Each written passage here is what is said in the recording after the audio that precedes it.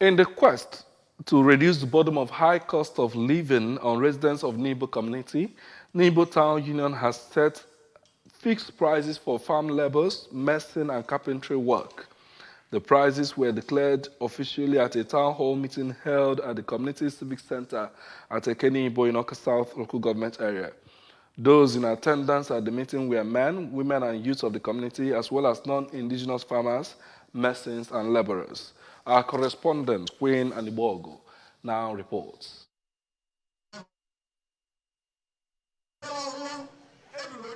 According to Nibo Town Union, clearing of a farmland is now 3,500 naira per day with one course meal. Without a meal is 4,500 naira, while cultivating or making of mounds or ridges is now 5,500 naira per day with one course meal and 7,000 naira per day without a meal. The resolution at the meeting hinted that for medicine per day is now 7,000 naira only. Serving of medicine per day is 4,000 naira. Carpentry work per day 7,000 naira only, and cutting of a head of palm fruit is now 250 naira. Addressing the gathering, the President General of the town, Professor Tony Nwokoye, appealed to residents of the community to kindly comply with the decisions, saying that Nibo Union will deploy vigilante service alongside Nibo Women Committee of Obobodobo every morning to monitor implementations of the decisions.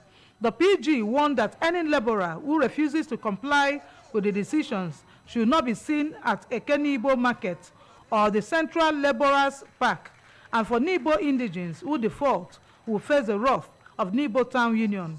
Reacting to some of the laborers who said they hike prices of labor because of high cost of living in Nigeria, the PG told them that the situation is affecting everyone and asked them to channel their cry of hardship to governments. Every Nibo person should start farming. Any space you see in Nibo, we don't cultivate. Nibo will not cultivate it. Any empty land in Nibo, will engage people and cultivate it. In his remarks, the traditional prime minister of the community, Chief Robbins Obiezana, pointed out that Nibo is a community that has customs and traditions, rules and regulations, just like every other community, noting that the town hall meeting is for them to have a dialogue so they can all live in harmony. He added that they are not chasing away non-indigents, but want them to live with them in mutual respect for one another.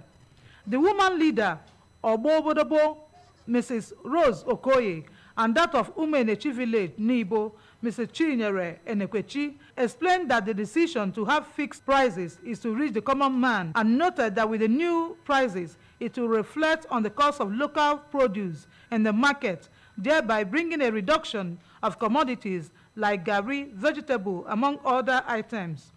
Non-indigents who spoke during the meeting were Mr. Elijah Umeje and Mr. Sunday Bright, who have lived in the Nibo community for 24 and 22 years, respectively, and affirmed that the community has been good to them, emphasizing that the situation in the country is a reason for the hike in price of laborers.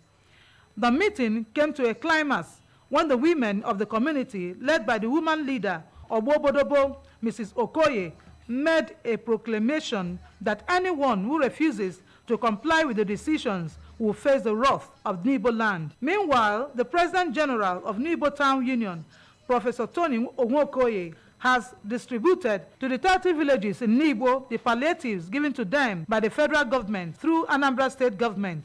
The palliatives were bags of corn and gari to be given to vulnerable members of the community to cushion the effects of rising cost of living across the country.